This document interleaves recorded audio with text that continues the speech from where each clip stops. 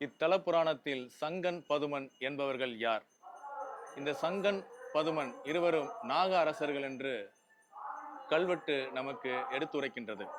இன்று நடக்கின்ற இந்த ஆடி தபசுனுடைய வரலாறு என்னவென்றால், அன்னை ஸ்ரீ கோமதி அம்பாள் அவர்கள் ஊசி நுனியில் தவம் இருந்தாராம்.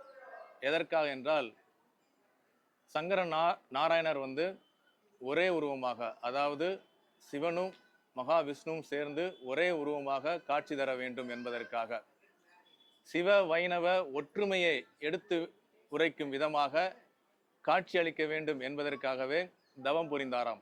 அந்த வகையில் சங்கர நாராயணர் அவர்கள் வலது பக்கத்தில் சிவனையும் இடது பக்கத்தில் மகாவிஷ்ணுவையும் அம்சமாக கொண்ட ஒரே உருவமாக காட்சி அளித்தாராம்.